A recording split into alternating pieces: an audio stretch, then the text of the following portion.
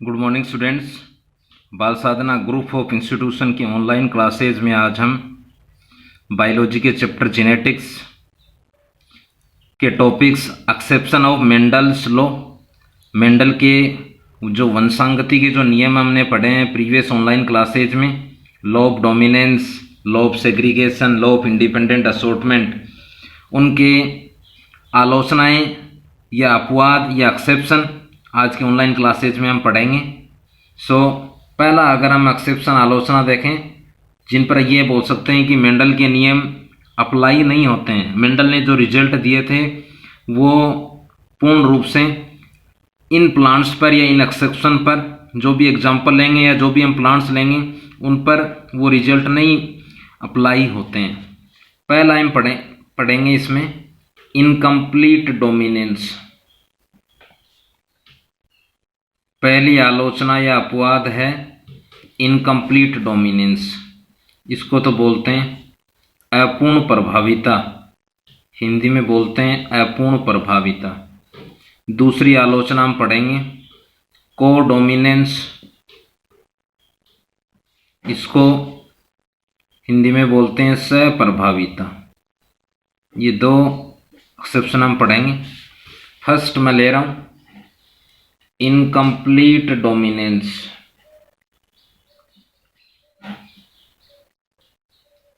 हिंदी में बोलेंगे अपूर्ण प्रभाविता। देखो फर्स्ट है मेंडलवाद की जो पुनः खोज सन 1900 में मानी जाती है, उनमें तीन वैज्ञानिक पढ़े थे हमने, कार्ल कोरेंस, हुगो डीब्रीज और वान शेरमार्क। उनमें एक वैज्ञानिक थे कार्ल कोरेंस।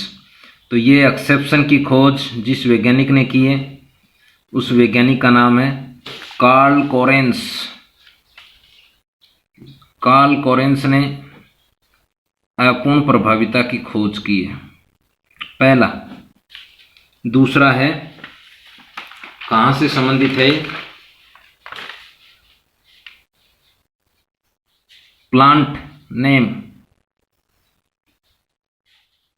यानी जिस पौधे पर उन्होंने एक्सपेरिमेंट किया है उस पौधे का नाम है मिराबिलिस जलापा, और अन्य नाम भी हैं, इसे स्वान पुष्प भी कहते हैं, इसे 4 o'clock प्लांट भी कहते हैं, और इसे एंटीराइनम भी कहते हैं। एक ही प्लांट के 4 नाम लिखे हैं मैंने। किस पौधे पर किए हैं अपूर्ण प्रभाविता की खोज, मिराबिलिस जलापा, स्वान पुष्प भी कहते हैं इसे, और 4 o'clock प्लांट भी कहते हैं, एंटीराइनम भी कहते हैं। अब देखो ये बोल सकते हैं इसमें एग्जाम्पल अगर हम लें, एग्जाम्पल है flowers colour in dog flower plant, या एंटीराइनम बोल सकते हो, यहाँ 4 o'clock लिख सकते हैं, मिराबिलिस जलापा लिख सकते हैं। यानी इस पौधे में पुष्प के रंग का अध्ययन हम करेंगे। देखो यहाँ पेरेंट फर्स्ट, ये पेरेंट सेकंड, पिछले ऑनलाइन क्लासेज में लिए ऐसे चेकर बोर्ड हमने। दूसरा है पेरेंट फर्स्ट है वो है रेड फ्लावर प्लांट, यानी ऐसा पौधा जिसके पुष्प कैसे हों, लाल रंग के हों। दूसरा प्लांट कैसा है जिसके फ्लावर कैसे हों, वाइट कलर के हों, ये डोमिनेंट है, रेड कलर। वाइट कैसा है, रिसेसिव है, इसको ऐसे दर्शाते हैं कैपिटल लेटर में, इसको स्मॉल लेटर में दर्शाते हैं। नेक्स्ट प्रक्रिया हमने की थी, प्रोसेस नेक्स्ट किया था मियोसिस। क्या बनेंगे, यहाँ 2 प्रकार के गैमीट बनेंगे, एक लिए यहाँ भी 2 प्रकार के गैमीट बनेंगे। ये गैमीट्स दोनों क्रॉस करते हैं तो क्या बनती है, एक विशेष जनरेशन बनती है, पहले बन रही है, सबसे पहली है, इसलिए इसको क्या बोल देंगे F1 जनरेशन। हिंदी में क्या कहेंगे F1 PD या फर्स्ट पीलियल जनरेशन। मेंडल के नियमानुसार ये अपना लक्षण दर्शाना चाहिए क्योंकि ये डोमिनेंट है, ये क्या है रिसेसिव है, यानी ये प्रभावी है, ये अप्रभावी है, प्रभावी लक्षण दर्शाना चाहिए। परंतु यहाँ प्रभावी लक्षण नहीं दर्शाता है, अन्य लक्षण आता है। अन्य लक्षण का अर्थ है इन दोनों पेरेंट, रेड फ्लावर प्लांट और व्हाइट फ्लावर प्लांट, दोनों का इंटरमीडिएट आता है, दोनों का मध्यवर्ती आता है, और जो प्लांट बनता है वो पिंक फ्लावर प्लांट बनता है। गुलाबी ऐसा पौधा बनता है जिसके फ्लावर कैसे हों, पिंक गुलाबी रंग के फ्लावर निकलते हैं, तो पिंक फ्लावर क्या है, पिंक फ्लावर बोलेंगे इसे। देखो आगे गैमेट बनेंगे, 1 2, किसके गैमेट हैं, ये F2 जनरेशन के हैं, तो गैमेट ऑफ F2 जनरेशन। आगे द्वितीय पीडियम बनाएंगे जीनोटाइप फिनोटाइप का निर्धारण के लिए, उसमें इन दोनों गैमेट्स में परस्पर क्या करवाएंगे, सेल्फिंग करवाएंगे। देखो ये है, नेक्स्ट यहाँ ले रहा हूँ मैं, नेक्स्ट प्रोसेस है सेल्फिंग, या इसको क्या बोल सकते हो, सेल्फ पोलिनेशन भी बोल सकते हैं हम। एक और हम ले लेंगे, ये दूसरी ओर भी ये ले लेते हैं। एक और वाले को यदि हम ये माने, ये है चेकर बोर्ड, पनेट स्क्वायर भी बोलते हैं, इसे ध्यान रखना, क्योंकि रिजिनाल्ड सी पनेट ने ये दिया था सबसे पहले। यदि इनको हम मेल मान रहे हैं ऊपर वालों को, तो ये नीचे जो लिखे हैं साइड में ये फीमेल हो जाएंगे। यदि ये दोनों आपस में क्रॉस होते हैं, ये प्लांट बनेगा, कैसा होगा, रेड होगा। ये दोनों आपस में क्रॉस होंगे तो कैसा होगा, पिंक होगा। ये देखो दोबारा, ये दोनों आपस में क्रॉस होंगे, कैपिटल आर स्मॉल आर, तो ये प्लांट बनेगा। किस कलर के होंगे, पिंक कलर के होंगे। ये दोनों होंगे स्मॉल स्मॉल, कैसे होंगे, वाइट के होंगे। इस जनरेशन को क्या कहेंगे, F2 जनरेशन, F2PD। देखो दोबारा, अगर हम इसमें देखें, यदि कैपिटल आर क्रॉस करें तो रेड फ्लावर प्लांट बनेगा, capital R small R cross करें तो पिंक फ्लावर प्लांट बनेगा। यदि कैपिटल आर स्मॉल आर हो तो पिंक फ्लावर प्लांट बनेगा। यदि स्मॉल आर हो तो कैसा प्लांट बनेगा, वाइट फ्लावर प्लांट बनेगा। इस पूरी संरचना को क्या बोल रहे हैं, चेकर बोर्ड बोल रहे हैं, पनेट स्क्वायर भी बोल रहे हैं। इस पीडी को क्या बोलेंगे, F2 जनरेशन बोलेंगे। अब देखो यहाँ अगर हम देखें, जीनोटाइप जेनेटिक कॉन्स्टिट्यूशन के बेस पर जो लिया जाता है, एक ये ले रहे हैं कैपिटल आर, दूसरा ये कैपिटल आर स्मॉल आर, तीसरा स्मॉल आर। देखो यहाँ अगर इस पनेट स्क्वायर में हम देखेंगे, एक ही प्लांट ऐसा बन रहा है।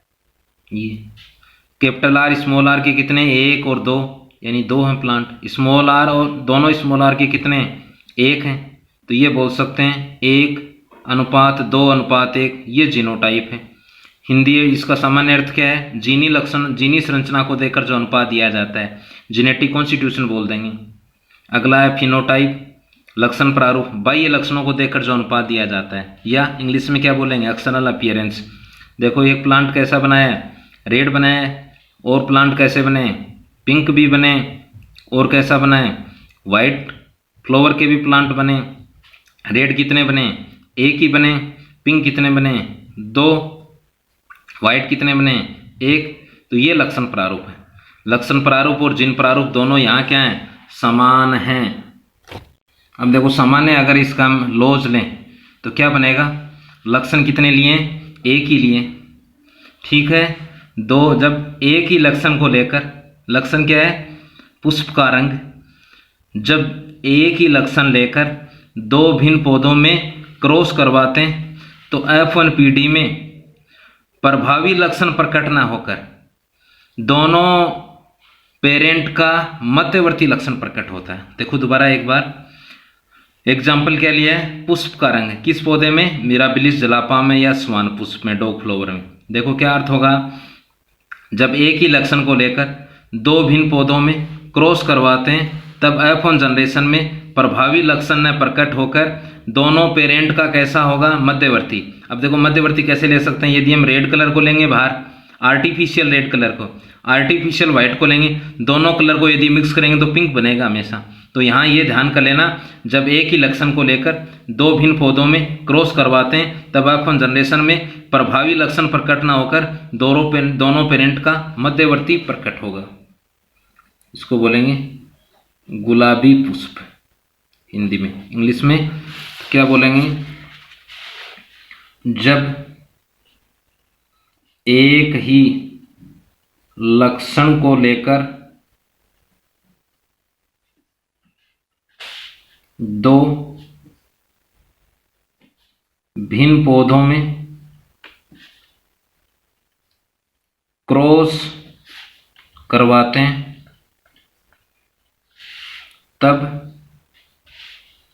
F1 जनरेशन में, यह क्या बोल सकते हो, F1 पीढ़ी में प्रभावी लक्षण प्रकट न होकर दोनों पेरेंट का मध्यवर्ती, इंग्लिश में क्या बोलेंगे, इंटरमीडिएट, मध्यवर्ती लक्षण प्रकट होता है,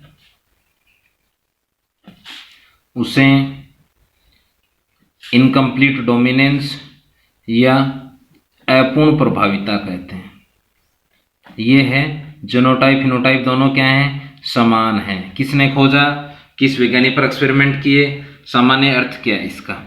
देखो सेकंड अगर हम ले एक्सेप्शन, वो है कोडोमिनेंस।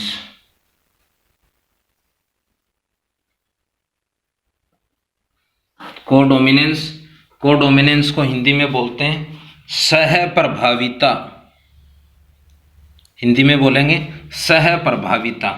देखो ये भी मेंडल के जो नियम हैं, उन नियमों में फर्स्ट जो नियम है उसी की अपवाद है, उसी की आलोचना है। हिंदी में बोलेंगे इसे सहप्रभाविता। सह का अर्थ क्या होता है, साथ साथ, प्रभाविता का अर्थ है प्रभावी लक्षणों का, कि F1 पीढ़ी में प्रभावी लक्षणों का, डोमिनेंट कैरेक्टर का साथ साथ प्रकट होना सहप्रभाविता कहलाता है। तो एक तो ये है, इसको बोल सकते हैं। पहले वाले में भी ये लाइन आ सकती है, it is a exception of law of dominance. ये प्रभाविता के नियम का अपवाद है, इसको भी ध्यान कर लेना। इसे भी बोल सकते हैं अपन, it is a exception of law of dominance. ये सब ध्यान में रखना है। ये पूछा जा सकता है कि प्रभाविता के नियम के अपवाद क्या हैं, तो दो नाम हैं आपके, दो अपवाद हैं, इनकम्प्लीट जो पहले ले चुके हैं अभी, ये कोडोमिनेंस।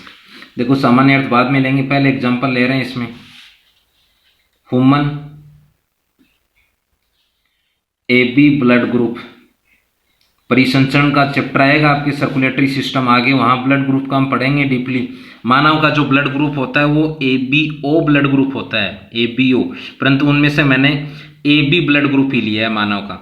इसकी खोज भी सन 1900 में मानी जाती है, जो पहले अपन मेंडलवाद की खोज पढ़ी है वैसे ही कार्ल लैंडस्टीनर। तो एग्जाम्पल क्या है, मानव का AB ब्लड ग्रुप। देखो इसमें अगर हम लेंगे पहला ब्लड ग्रुप है, उसका genotype, genotype of blood group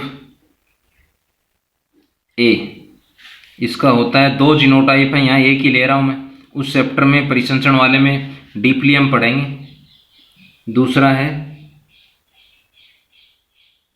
genotype of, ये तो ए का लिया है, अब बी का लेंगे, ऑफ ब्लड ग्रुप बी। कैसे दर्शाएंगे, IB, इसका एक IA I0 होता है, इसका भी IB I0 होता है। ध्यान ये रखना है कि मानव में जितने सारे लक्षण हैं, जितने सारे ट्रेट हैं, उनका निर्धारण, उनका नियंत्रण, उनको कंट्रोल बोल सकते हैं, एक विशेष जीन द्वारा किया जाता है। इसी प्रकार मानव में जो ब्लड ग्रुप है, रुधिर वर्ग है, उसका नियंत्रण एक विशेष जीन द्वारा किया जाता है। उस विशेष जीन का नाम है I जीन। तो आगे उस चैप्टर में भी आएगा कि मानव में रुधिर वर्ग का नियंत्रण, कंट्रोल एक विशेष जीन द्वारा होता है, उसका नाम क्या है, I जीन। यहाँ I के बेस पर ये जीनोटाइप मैंने लिए हैं, AB A और वह B ब्लड ग्रुप के। देखो इसको अगर चेकर बोर्ड में हम लें P1 P2, P1 में अगर हम माने blood group A, blood group A, इसमें मान लेंगे ब्लड ग्रुप बी, इसका जीनोटाइप अभी लिया है आई ए, इसका क्या है आई बी।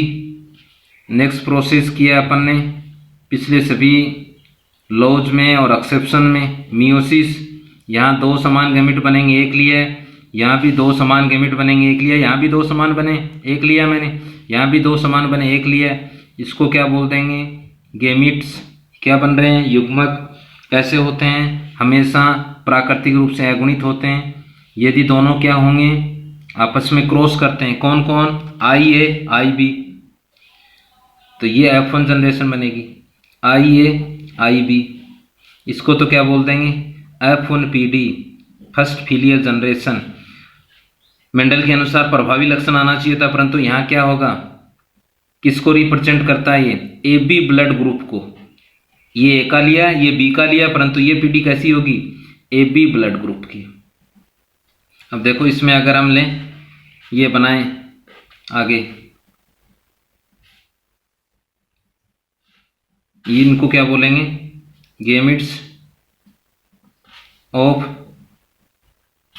F2 generation. एक और अगर इसको हम पनेट स्क्वायर से समझें, पनेट स्क्वायर को चेकर बोर्ड भी बोल देते हैं। एक और ले लेते हैं आई ए आई बी, इधर ले लेते हैं आई ए आई बी। यदि इनको ये माने मेल के, तो ये नीचे वाले दोनों किसके हो जाएंगे, फीमेल के। आई ए पहला और आई ए दोनों क्रॉस करेंगे तो ब्लड ग्रुप ए आएगा।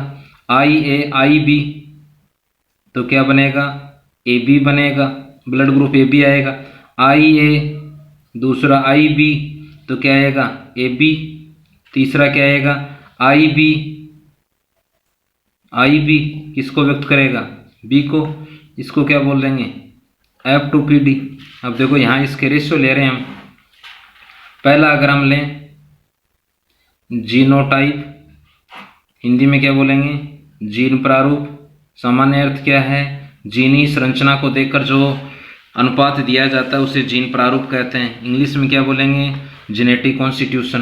देखो एक ये है आई ए, एक ये। दूसरा आई ए आई बी है। तीसरा कैसा है, आई बी का ये। आई ए के कितने हैं, एक ही है। आई ए आई बी के एक, ये 2 यानी 2 हैं। आई बी के कितने हैं, 2 यानी जीनोटाइप क्या होगा, I1 अनुपात 1:2:1, 1:2:1 क्या होगा, ये तो जीनोटाइप होगा। देखो यहाँ ले रहा हूँ मैं फिनोटाइप। क्या अर्थ होता है, एक्सटर्नल अपीयरेंस, बाह्य लक्षणों को देखकर लिया जाता है। हिंदी में क्या बोलते हैं, लक्षण प्रारूप बोलते हैं। ए ब्लड ग्रुप का, ए बी का और बी का। ए के देखो एक ही है, एक लिख दिया मैंने। ए बी के 1 और 2, ये 2 है। आई बी के कितने, 1, यानी लक्षण प्रारूप भी कितना है, 1:2:1। जीन प्रारूप भी कितना है, 1:2:1। ये जीन प्रारूप रहा, ये लक्षण प्रारूप। अपूर्ण प्रभाविता में भी दोनों क्या आए थे, समान आए थे। यहाँ भी क्या है, दोनों समान हैं। तो ये पूछा जा सकता है कि मेंडल के नियमों की ऐसी किन्हीं 2 आलोचनाओं के नाम लिखें जिनमें जीनोटाइप और फिनोटाइप समान हैं। तो इनकम्प्लीट डोमिनेंस और कोडोमिनेंस। एक का पूछे नाम तो कोई सा भी लिख सकते हो आप, जैसे हम बोल सकते हैं इनकम्प्लीट डोमिनेंस, अपूर्ण प्रभाविता। अब देखो नियम क्या बनेगा, लक्षण लिया एक ही अपन ने, ये ब्लड ग्रुप। जब एक ही लक्षण को लेकर 2 भिन्न पेरेंट में क्या करवाते हैं, क्रॉस करवाते हैं, तब F1 जनरेशन में दोनों पेरेंट के डोमिनेंट करेक्टर साथ साथ प्रकट हो रहे हैं। साथ साथ के बेस पर यह नाम रख दिया। सह का अर्थ साथ साथ, प्रभाविता का अर्थ प्रभावी लक्षण।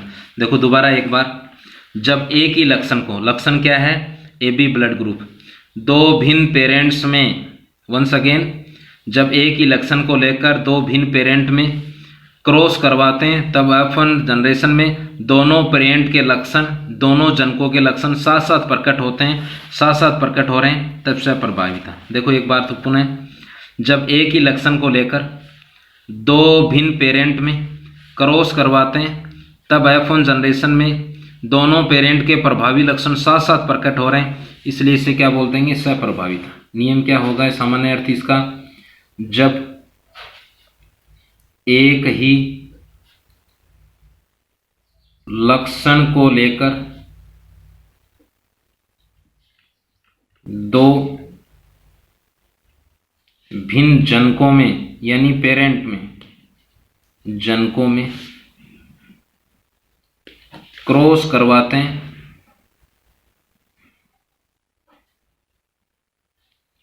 तब F1PD में दोनों जनकों, बोथ पेरेंट बोलेंगे, दोनों जनकों के लक्षण यदि साथ साथ यानी टुगेदर प्रकट होते हैं तो उसे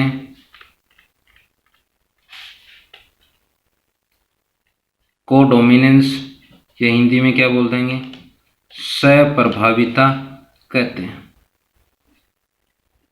ये दो आलोचनाएं ली थी, पहली कौन सी ली है, इनकम्प्लीट डोमिनेंस, ये दूसरी कौन सी है, कोडोमिनेंस। दोनों किस नियम की हैं, मेंडल के प्रथम नियम की। नाम क्या है उसका, प्रभाविता का नियम। पहली इनकम्प्लीट डोमिनेंस की खोज किसने थी, कार्ल कोरेंस ने। पौधे का नाम भी पूछा जा सकता है, यानी किस पौधे पर प्रयोग करके इन्होंने इस आलोचना या अपवाद की खोज की थी, मिराबिलिस जलापा। अन्य नाम क्या है, एंटीराइनम है। अन्य नाम क्या है, स्वान पुष्प, डॉग फ्लावर भी बोलते हैं, फोरोक्लोक प्लांट भी बोलते हैं। जीनोटाइप फिनोटाइप क्या है इसमें, समान है। कितने हैं, दोनों कितने हैं, देखो 1 2 1 1 2 1। जीनोटाइप फिनोटाइप कर ध्यान में रखना है। यहाँ ध्यान कर लेना, प्रभावी लक्षण प्रकट नहीं होते हैं कहाँ, F1 जनरेशन में। तो क्या होगा, दोनों पेरेंट का क्या होता है, मध्यवर्ती प्रकट होता है, इसलिए अपूर्ण शब्द आ रहा है। इसमें देखो दूसरा है सप्रभाविता, इसमें जीनोटाइप फिनोटाइप तो दोनों क्या है, समान है। ये रे 1:2:1। दूसरा एग्जाम्पल क्या है, ये भी ब्लड ग्रुप, इसमें दोनों पेरेंट के लक्षण एक ही, दोनों पेरेंट के क्रॉस के फलस्वरूप F1PD में दोनों के लक्षण क्या होते हैं, साथ साथ प्रकट होते हैं। साथ साथ प्रकट होने के कारण इसका नाम क्या रख दिया गया है, सप्रभाविता। इसको भी देखो हिंदी में ले सकते हैं अपन। स का अर्थ होता है साथ साथ, टुगेदर। प्रभाविता का अर्थ है डोमिनेंट करेक्टर, यानी यदि डोमिनेंट करेक्टर साथ साथ प्रकट हों, टुगेदर प्रकट हों, एक्सप्रेस्ड हों, उसे कोडोमिनेंस बोलते हैं, सप्रभाविता कहते हैं। तो स्टूडेंट्स, ये थी मेंडल के प्रथम नियम की दो आलोचनाएं, दो अपवाद हम बोल सकते हैं।